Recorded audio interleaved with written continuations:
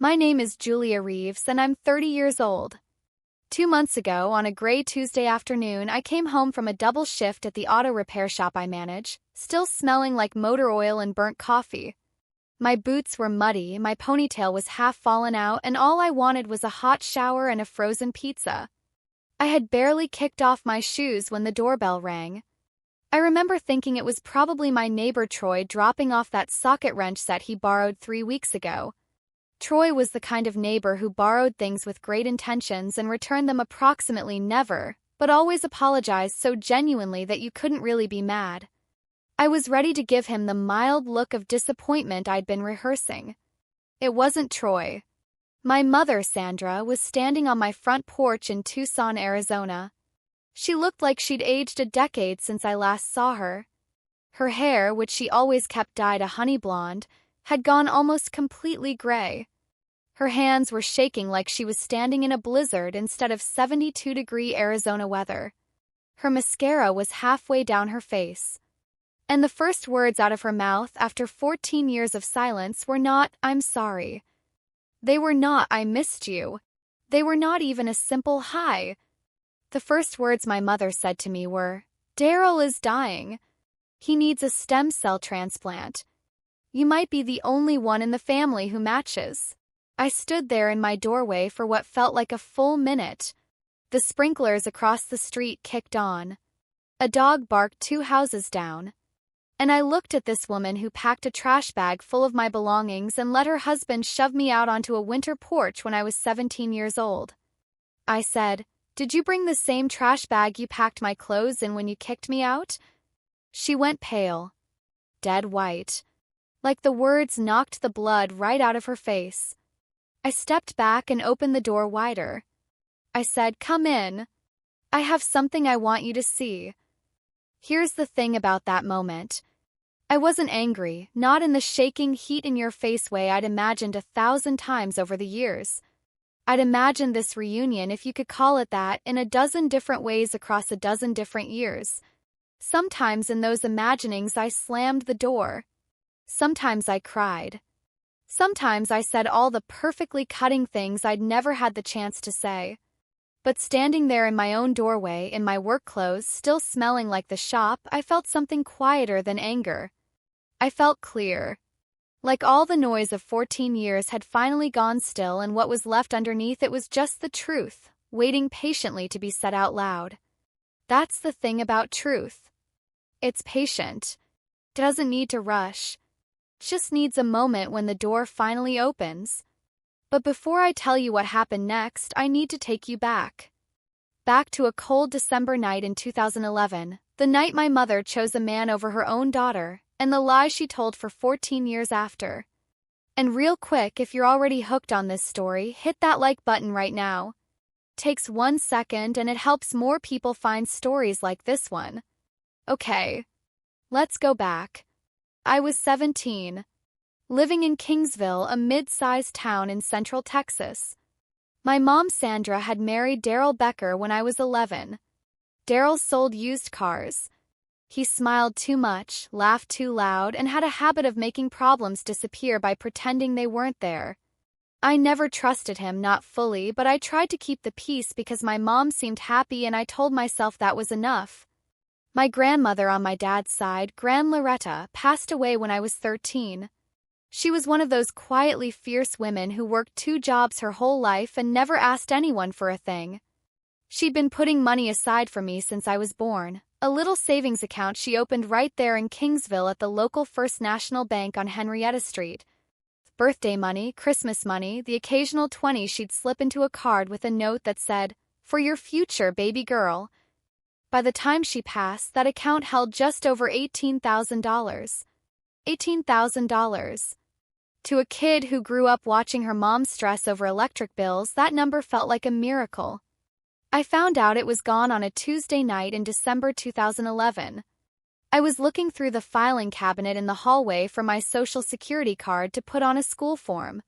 Instead, I found a bank statement, my name at the top, the account Gran Loretta had started for me. Current balance, $312. I read it 3 times. Then 4. Then I sat down on the hallway floor because my legs stopped working. When Daryl came through the back door from the garage, still in his jacket, keys in hand, I stood up and held the statement out to him. What happened to my college money? He stopped walking. His eyes went to the paper, then to my face, then over my shoulder to where my mom was washing dishes in the kitchen. He crossed the room and snatched that paper out of my hand like I was the one who'd done something wrong. You were going through my things, he said. It's my account, I said. My grandmother put that money in there for me. He tucked the statement into his jacket pocket. That's not your concern. $18,000 is not my concern. My voice cracked. She saved that for my whole life. For college. My mom appeared in the doorway, dish towel over her shoulder, eyes immediately going to Daryl. Not to me. To him. And I saw it, the little shake of his head. This tiny, almost invisible signal, and she just received it. Like a dog trained to sit. Jules, she said, just let it go, okay? Daryl's handling it. Like it was a situation that needed managing instead of a theft that needed explaining. He stole from me, Mom. Daryl stepped forward. His voice dropped low. You want to blow up everything we've built over some money? Is that the kind of person you are? I was 17. I was standing in my own kitchen and being told that catching a grown man steal $18,000 from a dead woman's grandchild made me the problem. That feeling right there, I carried it for 14 years. Like a stone in my chest that never got lighter, just more familiar. What happened next moved fast. Daryl went upstairs. I heard drawers opening and slamming. My mom followed him, and I could hear them whispering in that urgent, hissing way that told me the conversation was happening without me and my future was being decided in a room I wasn't allowed in. 10 minutes later, Daryl came down carrying a black trash bag. My clothes. Some of them anyway. Stuffed in there like garbage. He dropped it at my feet on the kitchen tile. You need to go, he said. I looked at my mom. She was standing at the bottom of the stairs, one hand on the railing, crying but not moving. Mom! Seriously. You always make everything so dramatic, Julia.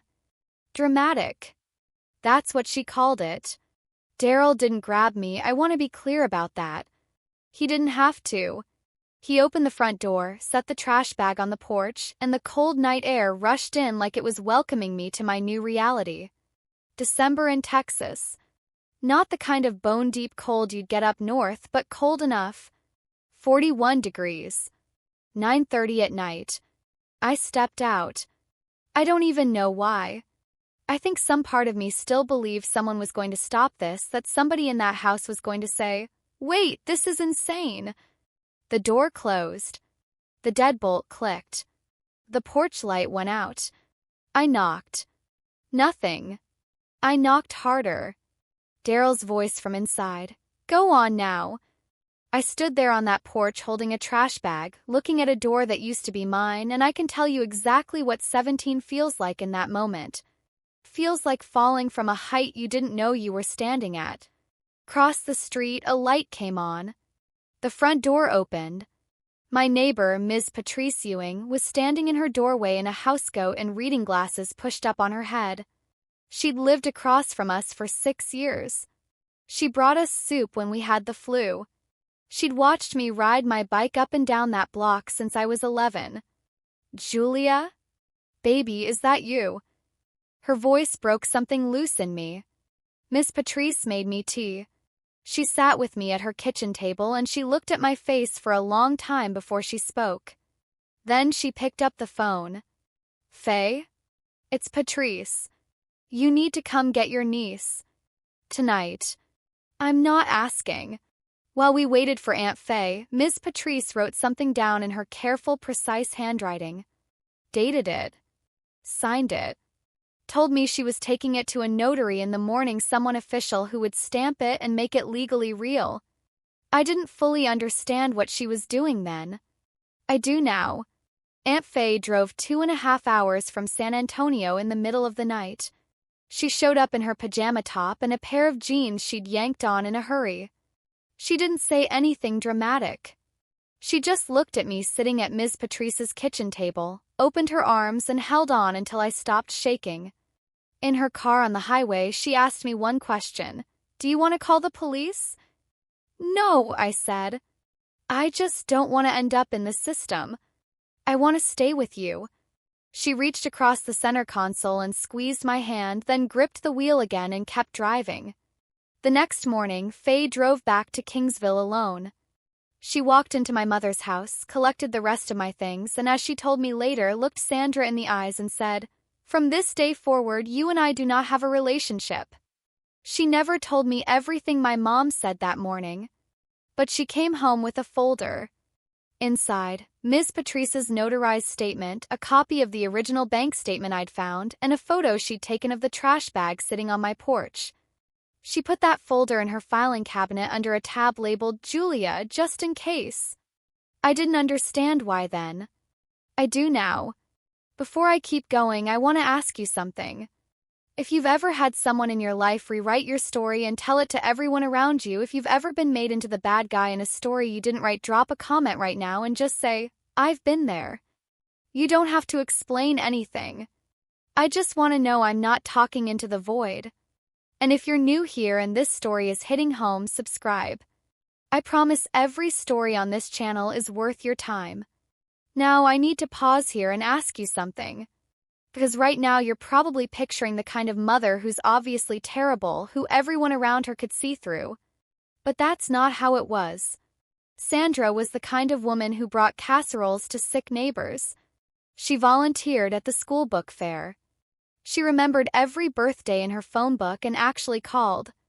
People loved her. People trusted her. And for years, when she told the story of her daughter who ran away, who chose the streets over her family, who broke her heart and never looked back, people believed her because she was Sandra Becker and Sandra Becker was a good person. That's the part that cuts deepest, isn't it? Not just that she lied, but that the lie worked. For 14 years, it just worked. 14 years is a long time. Let me walk you through it fast. I got my GED at 18. I was embarrassed about it.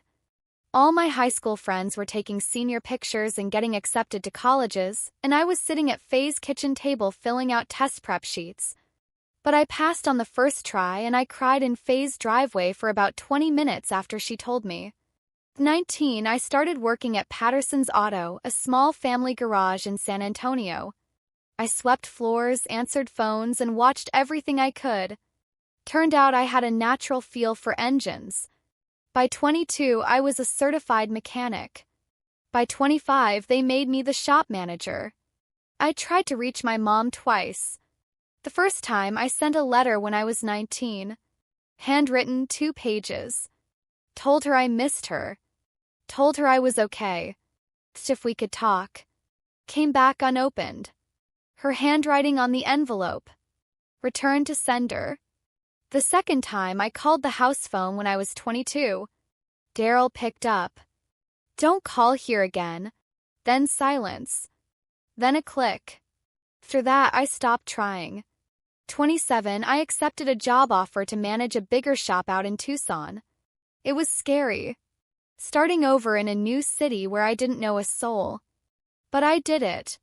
Faye helped me drive my stuff out there in a rented trailer. She stayed a week and helped me unpack. I bought a house at 29. 3 bedrooms, a carport, a backyard with a mesquite tree that drops pods everywhere in the summer. Every photo on my walls, every milestone, every birthday, Faye is in those pictures. My mother is not. There's a 3rd bedroom in my house. I never use it. I told myself it was for storage. I told myself I'd turn it into a home office eventually.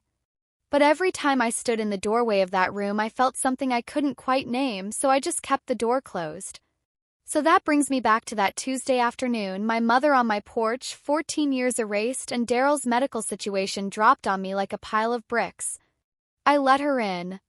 I walked her past the kitchen, past the framed photo of me and Faye at my shop's 5-year anniversary party, past the wall where I hung my certifications and my Employee of the Year plaque, and into the living room. I had a gallery wall opposite the couch. Photos from every birthday, every work milestone, every road trip Faye and I had taken. And in every single one of those photos, Faye, not my mother. Sandra stood and looked at that wall for a long time. "You've done real well for yourself," she said quietly. "I did it without you," I said. Not mean. Just the truth. She sat down on the edge of my couch like she was afraid to leave a mark, and I sat across from her and I said, "Tell me the real reason you're here." "All of it." She folded her hands in her lap. Daryl had been diagnosed 8 months ago. Some rare blood cancer. The chemo wasn't working. His doctor was pushing for a stem cell transplant where a healthy donor's cells are used to essentially restart the sick person's immune system. The family had all been tested for a match and nobody was compatible. Their grown kids from Daryl's first marriage both came back as no match. So the doctors told them to reach out to any biological relatives they might have overlooked. "And the bills?" I asked. She swallowed. The transplant could be anywhere from $250,000 to $400,000. Our insurance lapsed last year. Daryl had some financial trouble and we fell behind on the premiums. "Financial trouble," I said. "You mean like $18,000 of someone else's college savings kind of trouble?" She looked at the floor. "How much do you owe altogether?" She told me. The house was mortgaged way past what it was worth. There were credit card debts piling up in the tens of thousands. The bank had already filed paperwork to take the house back. She said it all like she was describing someone else's problem. "So you need my stem cells," I said, "and you need money." "I need my daughter." I had to take a breath before I spoke again. "If you needed your daughter, you would have opened that letter I sent when I was 19. You would have been the one calling me instead of Daryl hanging up. You didn't need me for 14 years, Sandra. You need something from me right now. Those are different things." She started crying. Quiet, controlled tears. "What happened to the college fund?" I asked. "Did Daryl ever pay it back?" She didn't answer. She didn't have to. I walked her to the door.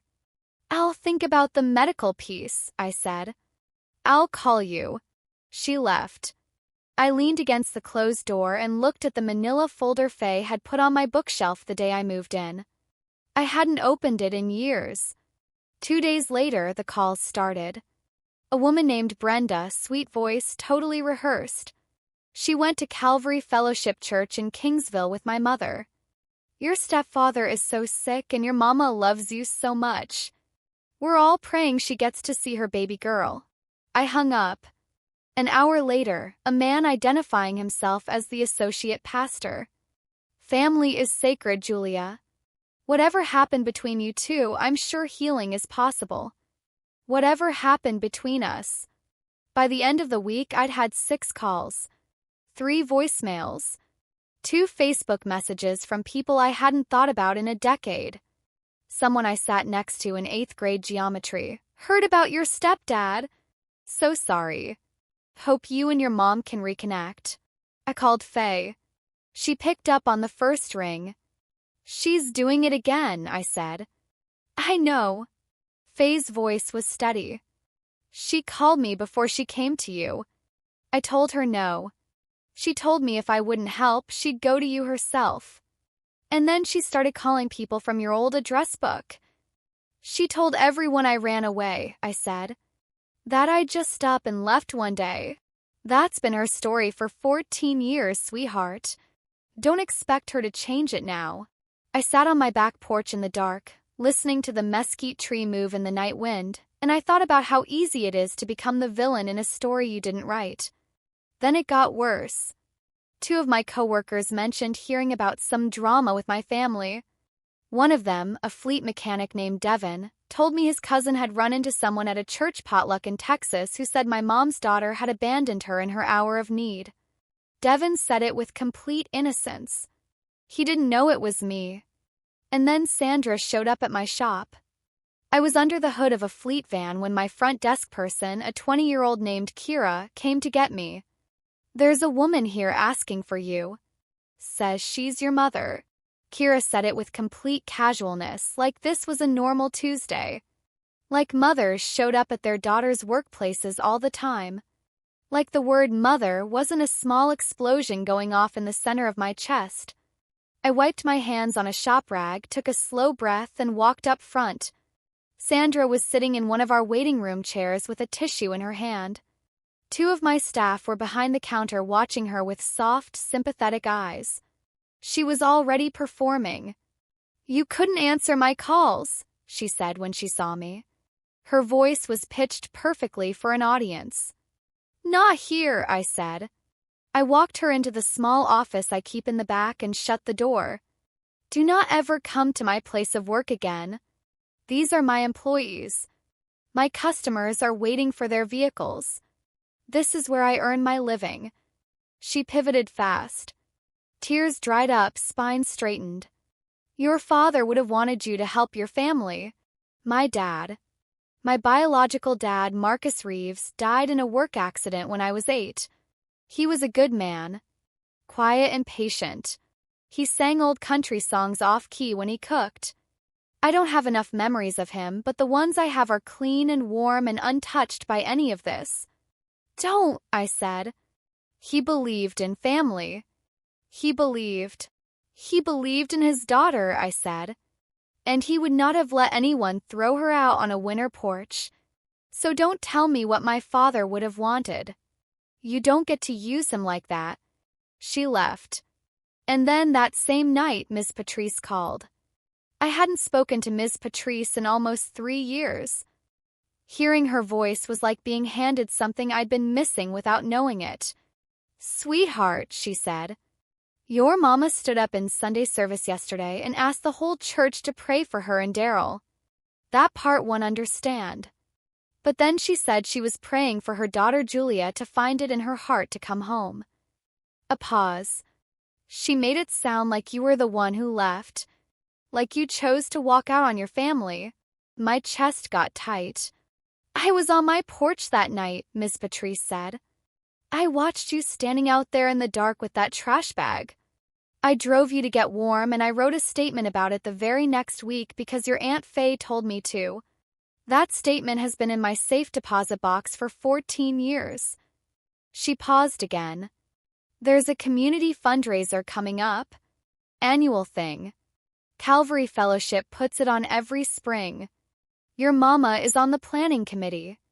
And Julia, if she gets up on that stage and tells her version of your story to half of Kingsville, I think it might be time someone told the real one." "I don't want a war," I said. "Baby, you didn't start anything. She started it 14 years ago and she's been winning by default because you weren't in the room to say otherwise." That night, I sat down and opened the folder. The one Faye had kept for me. The bank statement with the account balance. Ms. Patrice's notarized statement, precise and matter-of-fact and devastating. The returned letter, still sealed, my 19-year-old handwriting on the envelope with my return address in San Antonio. And my mother's handwriting over it, returned to sender. She didn't even open it. I called Faye. "Do you have digital copies of everything in that folder?" "Since 2013, Faye said. I always knew this day was going to come." "The fundraiser is in 2 weeks, I said. A beat of silence. "I'll drive out to Tucson Friday afternoon." Faye arrived with a duffel bag, a Dutch oven full of her green chili, and a second folder of her own. She walked in, looked around my house like she was doing a quiet inventory of the life I'd built, set the chili on the stove, and said, "You look like you haven't slept in 3 days." "2, I said. "Close enough." She opened the Dutch oven, stirred once, put the lid back. "We need to talk about what's in here." She tapped the folder on the kitchen table. "And we need to eat something first because I am not having this conversation on an empty stomach." That's Faye. She's been like that my whole life. Practical and warm in the same breath. She feeds you before she helps you through anything hard because she knows your brain works better on a full stomach and also because feeding people is how she loves them. We ate. Then we spread the papers across the table. Daryl Becker had a court-ordered debt against him from 2017, over $40,000 he owed to a creditor in Oklahoma that a judge had ruled he had to pay back. He'd also defaulted on a home equity loan in 2019, meaning he borrowed against the house and then stopped paying. And according to public court records that anyone could walk in and pull at the Clayburgh County Courthouse, the bank had already placed a legal claim on the property. The house wasn't really theirs anymore. The bank was just waiting on the paperwork. "This is who he's always been," Faye said. "Your mama knew it. She chose it. And every time she needed someone to blame, you were the easiest person." I pushed the papers back across the table. "She didn't come to me because she loves me. She came because she ran out of options." "The stem cells are what she dangled in front of you," Faye said. "But your money is what she's really after." I looked at the folder. Not anymore. I didn't sleep much Friday night. I sat in the living room with the lights low, looking at those two folders on the coffee table. I ran one sentence through my head over and over like a prayer. I don't want revenge.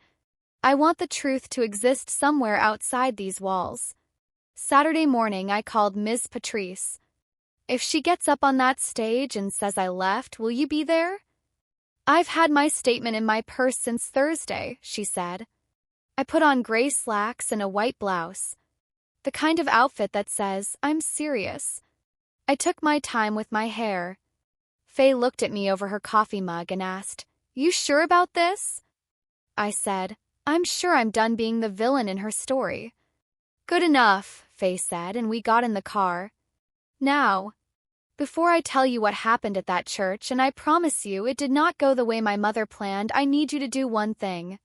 If you haven't subscribed yet, do it right now. Because what happens next is the part of this story I've never told out loud to anyone outside of Faye and Ms. Patrice. And you are not going to want to miss a single word of it." Calvary Fellowship Community Church in Kingsville hadn't changed much in 14 years. Same red brick building. Same oak trees out front dropping acorns on the parking lot. Same hand-lettered sign with the week's scripture verse in black plastic letters. Inside, folding tables, a bake sale, a silent auction, a low stage at the front with a podium and a microphone. A banner overhead, Kingsville Community Health Fair, Spring 2025. About 160 people.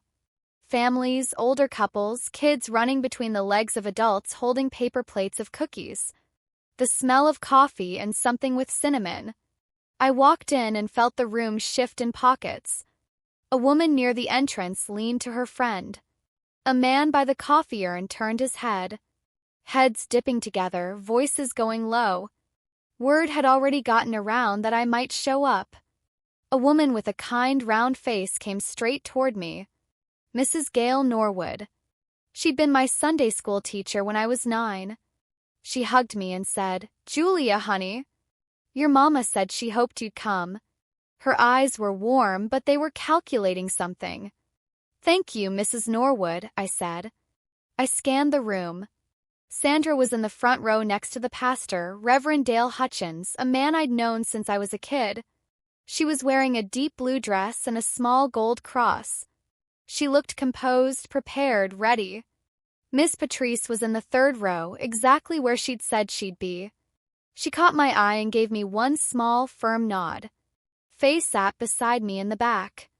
I set my bag in my lap. Sandra saw me.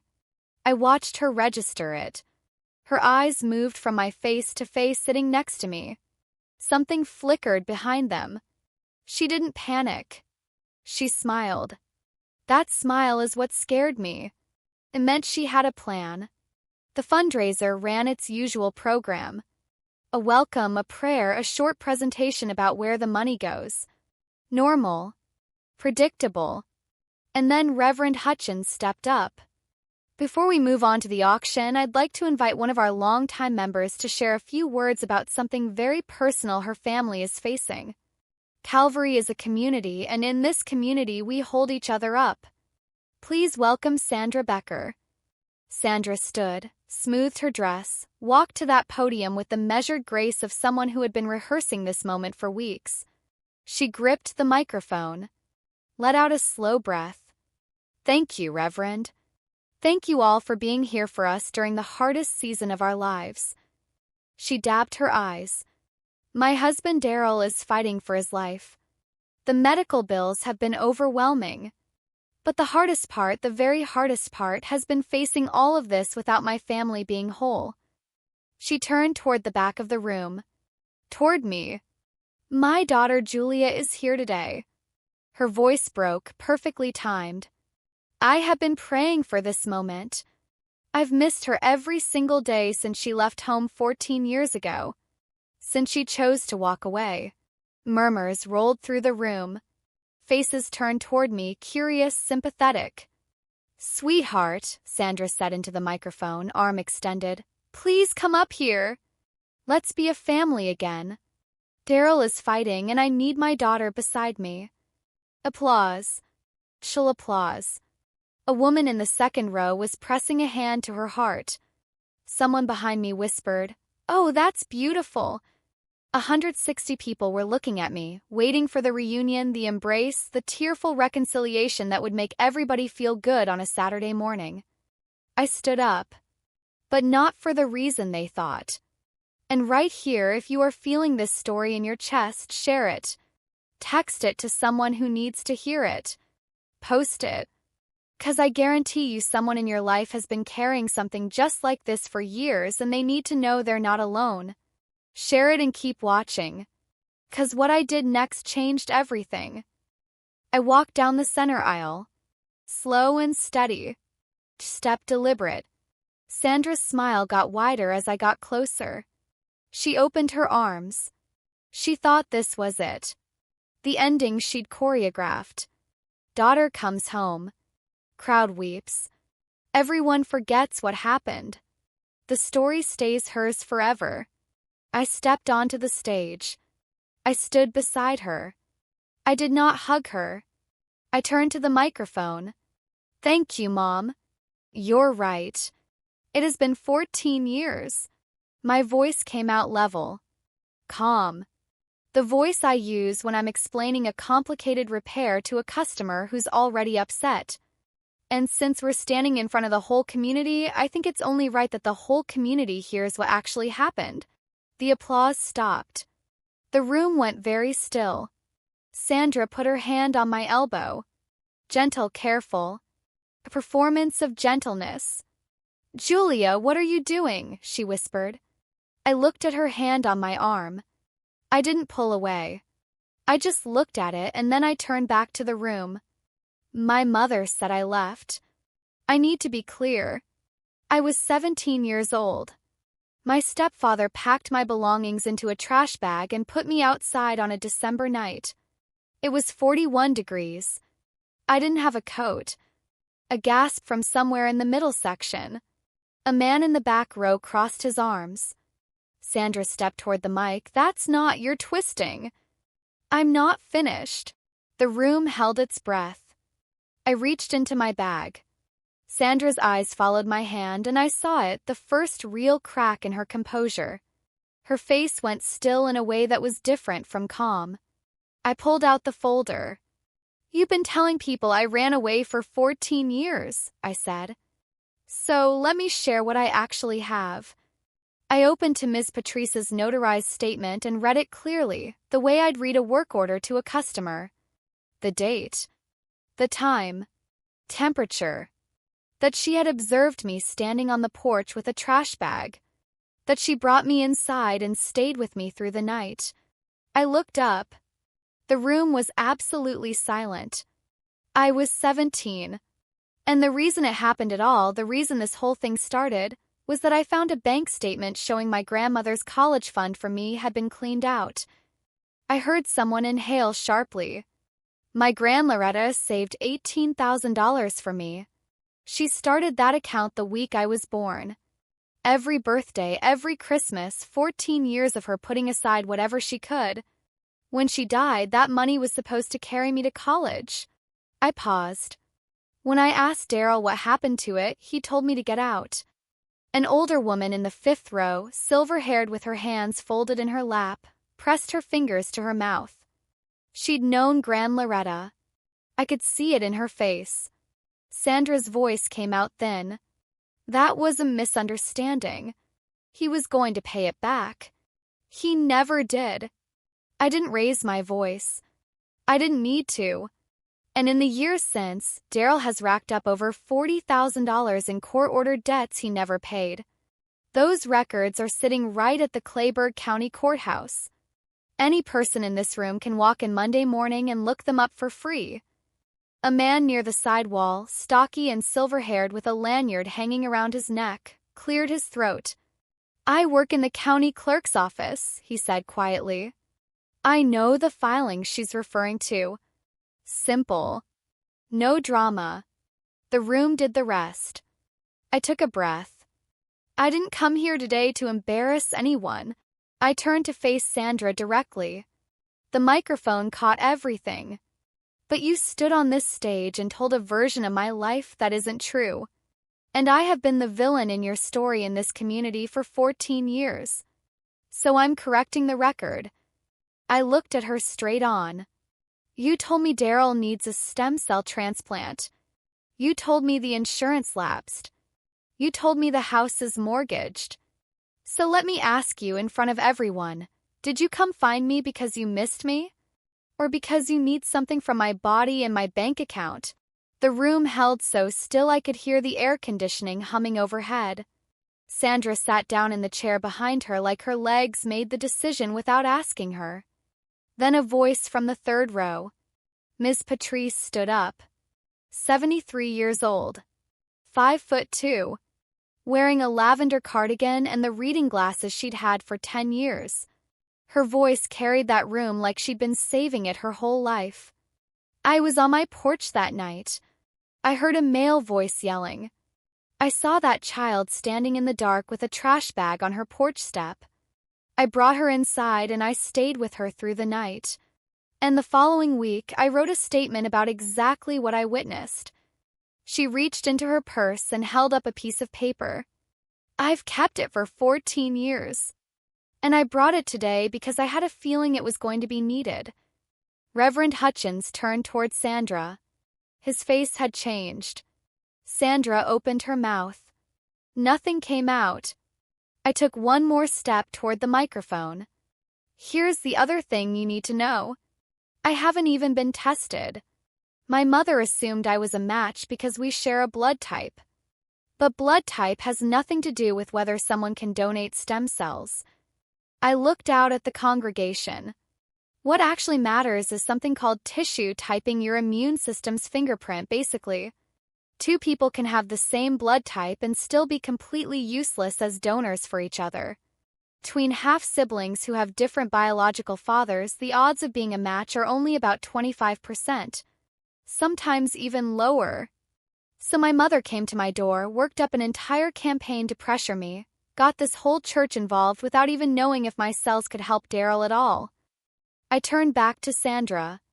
"Which doctor told you I was definitely a match?" Her mouth opened. Closed. Opened again.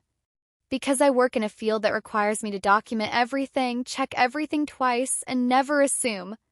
And you came to my door assuming. That's not a medical plan. That's a guilt trip dressed up as a crisis." The room exhaled. A woman near the back stood up. Mid-40s, sharp eyes, a toddler on her hip who was miraculously quiet. She walked a few steps into the aisle. "I've known Sandra Becker for 11 years, she said, her voice steady but careful. "I always thought she was a woman who'd had her heart broken by a child who left. I am sitting here right now realizing I only ever heard one side." Several people nodded. The energy in the room had shifted from reunion fantasy to something quieter, heavier, more real. And then one more voice. Faye from the back row. She stood up slowly. She looked like she'd been holding something in for a very long time and had finally decided it weighed too much to keep carrying. "I'm Julia's aunt," she said. "Her father's sister. I drove 2.5 hours in the middle of the night to pick up a 17-year-old standing in the dark with her belongings in a trash bag. I raised her from that night forward. I helped her get her certification, her career, her house. I have been at every milestone, every hard day, every birthday. She paused. And I have never, not one single time in 14 years, been more proud of her than I am right now. The silence that followed was the kind that changes things. Then someone in the middle section started clapping. Then more. Then most of the room. I was already walking toward the door. In the hallway, I leaned against the wall and let out a breath that felt like it had been waiting inside me for 14 years. My hands were shaking. The adrenaline was wearing off. Faye reached me first, put her arm around my shoulders, and we just stood there. People started coming out. Mrs. Norwood, the Sunday school teacher, stopped in front of me and held my gaze. I owe you an apology, Julia. I took her word for things I should have questioned a long time ago. She looked genuinely pained. I'm sorry. The man from the county clerk's office shook my hand. If you ever need copies of those public records, I'll make sure you get them without any hassle. The woman with the toddler found me by the water fountain, leaned in close, and said in a near whisper, My own parents did something similar. Different story, same playbook. I've never said that out loud to anyone. She squeezed my hand once and walked away before I could respond. And then there was Devin. Devin, my fleet mechanic from Tucson, had driven out to Kingsville without telling me. He'd heard what was happening through my coworker network and made the 5-hour drive with his girlfriend Marta, who I'd never even met. He found me in the hallway red-eyed and somehow still holding it together. I'm the one who told you about what I heard at that potluck, he said. I didn't know it was about you. I am so sorry, Jules. I shook my head. You didn't know. Yeah, but, he glanced at Marta, who nodded at him encouragingly. You showed up here today and told the truth in front of everybody, and I just wanted you to know that your whole crew at the shop has your back. Whatever you need. I had to press my lips together to keep from crying again. Reverend Hutchins found me before I left. He looked older than he had 20 minutes ago, like the morning had taken something out of him. Julia, he said, I owe you more than an apology. I let someone use my pulpit to tell a story without ever asking whether it was true. That's on me. The fundraiser today collected just under $14,000. The committee has voted to hold every dollar in a separate locked account until Daryl's actual medical bills can be verified directly with the hospital. Nobody is touching that money until we see real paperwork. We are not handing over a single cent based on what we now know. I thanked him. I didn't feel victorious. I felt tired and light at the same time, like I'd been carrying something for so long I'd forgotten what it was like to set it down. This is the kind of story that keeps you watching. You need to subscribe right now so you never miss one. Hit the bell too, because the next story coming to this channel is one I think about almost every day and I don't want you to scroll past it. Subscribe. Bell. Do it. Then keep going. That night, I was on my couch with a mug of tea gone cold when my phone buzzed with an unknown number. Some part of me almost didn't pick up. Then I did. Daryl's voice. Thinner than I remembered. Raspier.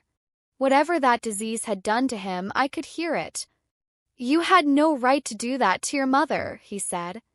I set down my mug carefully. Daryl, you took $18,000 from a 17-year-old child whose grandmother saved it for her whole life. Then you threw that child out into the cold. You've had 14 years to call me and say that was wrong. Is that why you're calling now? Silence. A machine beeped in the background. I need this transplant, Julia. Then register with the National Stem Cell Registry, I said. That's what it exists for. Strangers donate every day because they want to save lives. You might find someone. You'd let me die. No, I said. I'd let you find the help that exists outside of me. That's not the same thing. You decided 14 years ago that I wasn't your family. I'm just honoring the terms you set. He started to say something else. I didn't let him finish. Goodbye, Daryl. I hung up. I blocked the number. I put the phone face down on the coffee table. Through the wall, I heard Faye's bedroom door open. She padded out in her slippers and sat beside me without a word. "Was that him?" she asked after a minute. "Yeah. You okay?" "Yeah," I said.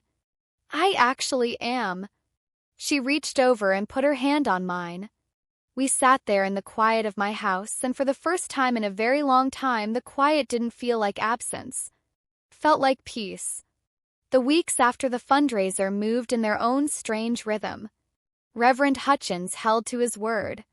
The committee verified Daryl's medical situation directly with the hospital and released a portion of the funds toward legitimate, documented expenses. Several pledges were withdrawn. Sandra was asked to step back from the planning committee temporarily.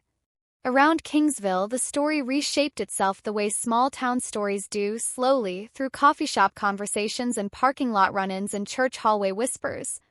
I heard pieces of it from Faye, who still had connections there. "Did you hear about the Reeves girl? Turns out she didn't just take off. That Becker man drained her college fund. Remember Loretta Reeves? Lovely woman, went to Calvary for years. That was her granddaughter." My grandmother's name came back into conversations for the first time in years. And something about that, something about people remembering her and connecting her to me, loosened a knot in my chest I hadn't known was there. Devin told me weeks later that Marta had quietly started researching stem cell donation after the fundraiser. Not for Daryl. Just because she'd never known how it worked before, and it stuck with her. One thing I hadn't expected: 2 women from the congregation reached out to me separately in the weeks after. Not to apologize exactly, but to share. One of them, a woman named Louise who I'd never met, had a daughter who'd stopped speaking to her 3 years prior. She told me she'd been telling the story the Sandra way for all that time, framing herself as the bewildered, heartbroken mother, leaving out what she'd actually done. "I haven't fixed anything yet," she told me on the phone, voice thin. But I stopped telling people she abandoned me. That felt like the first step. Just stop saying the lie out loud. I didn't know what to say to that. So I just said, "Yeah, that is the first step." There was another one. A man named Gene, who'd been sitting in the 7th row during the fundraiser. He found me on Facebook and sent a message that I almost deleted before I read the first line. "I did what your stepfather did." Not the kicking out part. The money part. "I borrowed from my kid's savings account and I never paid it back and I never admitted it, and my son and I haven't spoken in 6 years. He paused then. "I've been telling myself he's the one who walked away. Reading your story made me realize I was the one who took something from him first. I don't know if it's too late to fix it, but I'm going to try."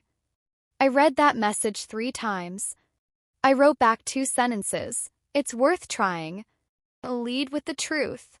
I don't know what happened between Gene and his son. I might never know. But something about that exchange mattered to me in a way I didn't expect. 'Cause the thing I'd wanted more than any apology from Sandra, more than the room going quiet when I read from that folder, was for the truth to do something useful in the world once it was finally out. And maybe in small ways, in strange ways, through a fundraiser in a Texas church on a Saturday morning, it did. 3 months after the fundraiser, Faye called with an update she'd gotten through her network. Daryl had found a donor match through the National Registry. A 24-year-old man from Portland, Oregon named Eli. A stranger. Someone who signed up years ago because it seemed like the right thing to do. Transplant went through. Daryl survived. I sat with that for a while. I didn't feel relief exactly, but I didn't feel guilt either. He was alive. I hadn't needed to be the reason. That was exactly what I'd been asking for without knowing how to ask for it. The house in Kingsville was in foreclosure by November. Sandra and Daryl moved into a rental apartment on the east side of town. I drove past the old street once on a trip through Texas to visit Faye. The for sale sign was up. The driveway was empty. The porch light was off. I didn't slow down. "Before I tell you about the letter, yes, she eventually wrote me a letter. I want to ask you something really quick."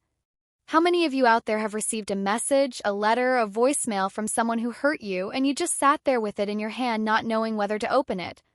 Drop a yes in the comments. I want to see how many of us have been in that exact spot. 'Cause what I did with that letter is something I think about every single time I hear from someone going through the same thing. No return address, but I knew the handwriting. Those loops. The way she crosses her T's. I called my therapist before I opened it. I'd started seeing Dr. Reyes in September, not because I'd fallen apart, but because I finally admitted I wanted to understand why I kept certain doors locked even for the people I loved. She didn't tell me to open the letter or throw it away. She asked me one question. Are you opening it because you're strong enough to handle what's inside, or because you're still hoping she'll say the thing you've been waiting 14 years to hear? I sat with that question for 2 days. Then I opened the letter. Sandra wrote about the apartment, about Daryl's recovery, about missing the house. She wrote that she thinks about me more than I'd believe. She wrote, I wish things could have been different between us. I read it twice. She never said what she did. She never said, I'm sorry for putting you out. She never said, I lied to everyone we knew. She never said, I chose him over you and that was wrong. I wish things could have been different is not accountability. It's wishing. It's looking at a window you broke and saying you wish it was still whole instead of picking up the glass. I folded the letter and slid it into the back of the manila folder, right behind Ms. Patrice's statement and the returned envelope from 14 years ago. Evidence. Just different kinds. I didn't write back. About a month after the letter arrived, I stood in the doorway of the unused bedroom. I'd been walking past that door for almost 2 years, telling myself I'd do something with it eventually. Storage, office, gym space. I had a dozen practical excuses.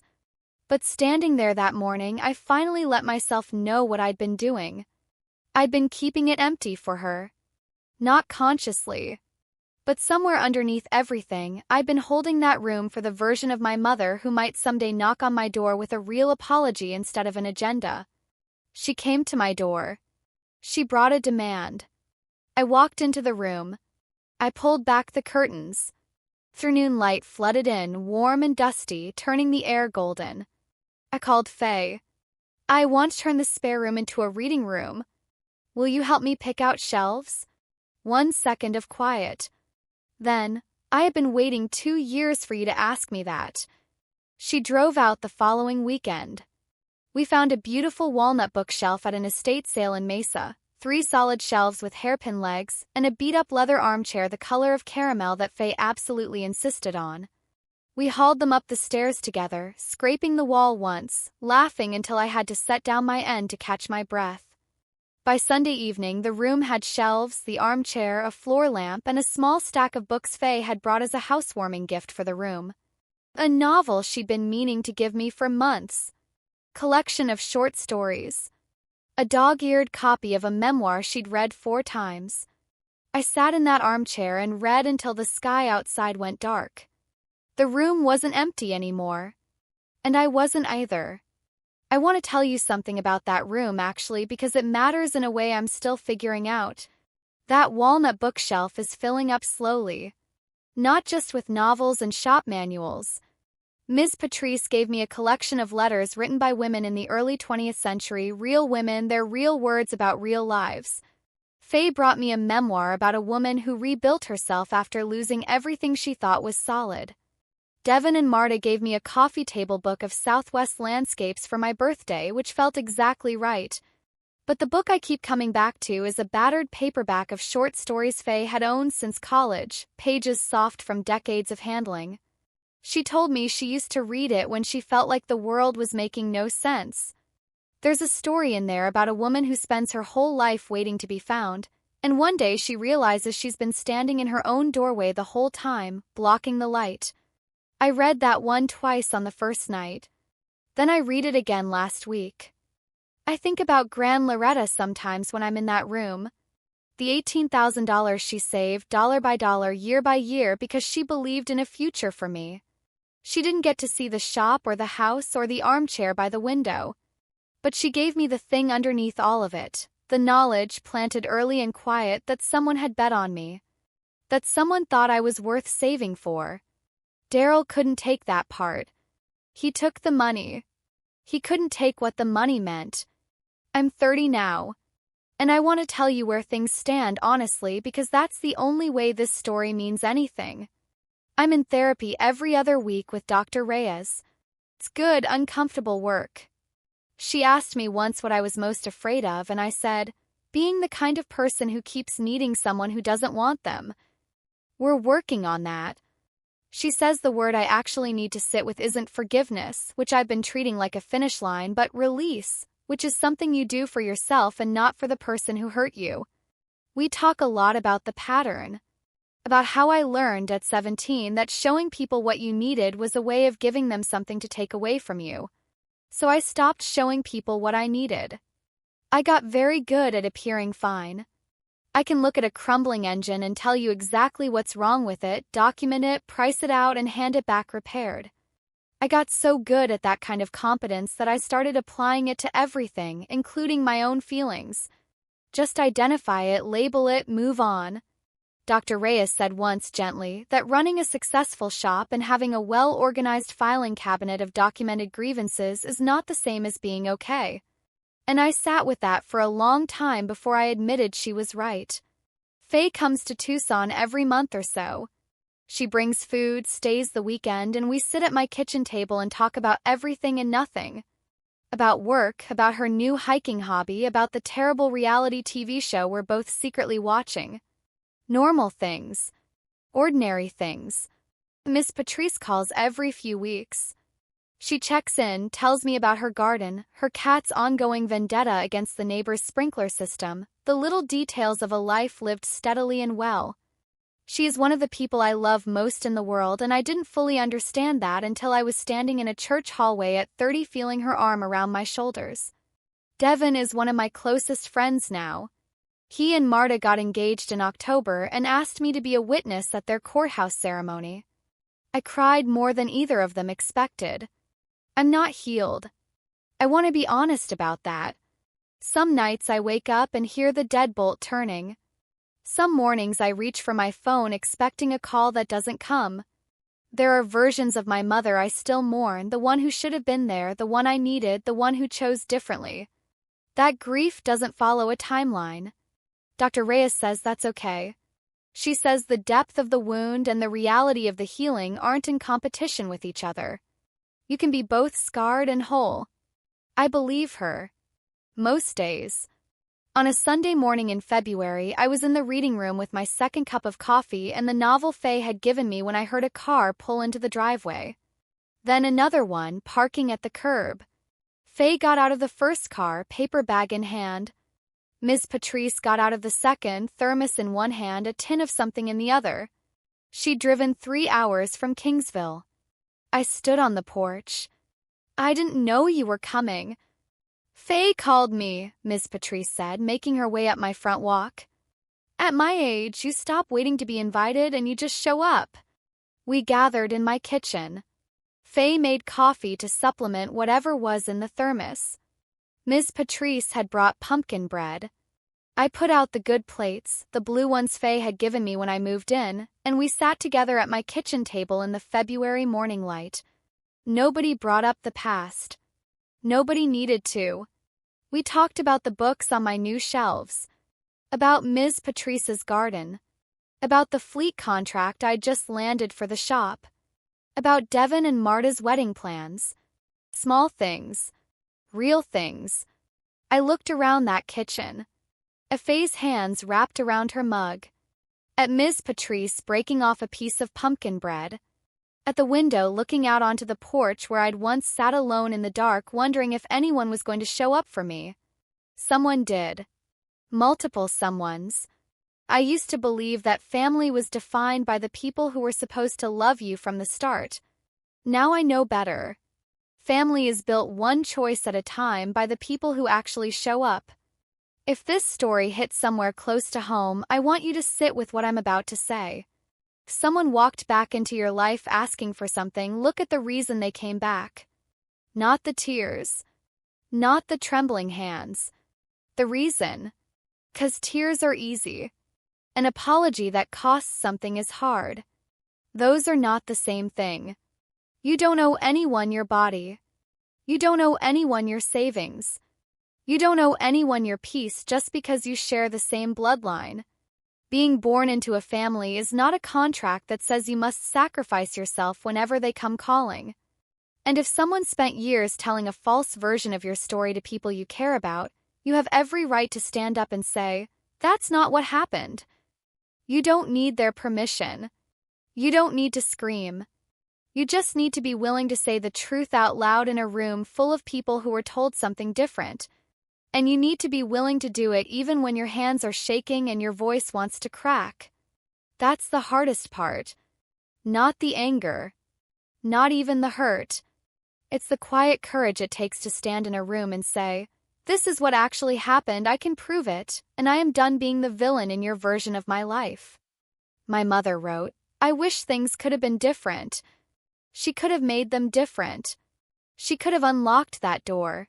She could have opened my letter. She could have answered the phone. She could have, at any point in 14 years, chosen her daughter. She didn't. And that's not my story. That's hers. Forgiveness is a gift. And gifts only mean something when they're freely given. Not when they're extracted from someone who's been backed into a corner with a microphone pointed at them. I'm still working on what forgiveness looks like for me. It might not look the way I was always told it was supposed to. But I know this. I opened the curtains in that room. I let the light in. And I sat down in an armchair my aunt picked out for me, surrounded by books and afternoon sunlight and the quiet sound of a life I built. Here's what I've learned about healing that nobody told me before. It isn't linear, and it isn't quiet, and it doesn't wait until the big dramatic moment has passed to start happening. Healing started happening the moment I stopped running from the truth and started letting it take up its actual amount of space. It happened in Ms. Patrice's kitchen at 17. It happened in Faye's car on a dark highway. It happened in tiny increments over 14 years every time I chose to show up for myself even when the person who was supposed to show up for me didn't. I used to think being strong meant not needing anyone. I've learned it means choosing carefully who you let in and then actually letting them in. All the way in. Not just into your kitchen. Into the rooms you've been keeping locked. That's enough. That's more than enough. If this resonated with you, drop a comment below. Tell me your story or just tell me where you're watching from. Drop your city and the time it is right now wherever you are. I read every single comment. Every single one. I respond to as many as I can. Because if there's one thing I know after living this story, it's that the people who most need to hear they're not alone usually aren't the ones who say it out loud. They're the ones watching quietly at midnight, earbuds in, telling themselves they're fine. You're allowed to not be fine. You're also allowed to build something incredible anyway. Here's what I need from you before you go. Number 1, if this story meant something to you, hit that like button. Right now. Costs you nothing and it helps this story reach the person out there who desperately needs to hear it tonight. Number 2, subscribe. I share stories like this every single day. Real stories. Stories about people who got knocked down and figured out how to stand back up. You do not want to miss what's coming next. Number 3, hit the bell so YouTube actually shows you my videos. 'Cause the algorithm is wild and without that bell you might never see the next one. Number 4, share this. Text it to someone you love. Post it somewhere.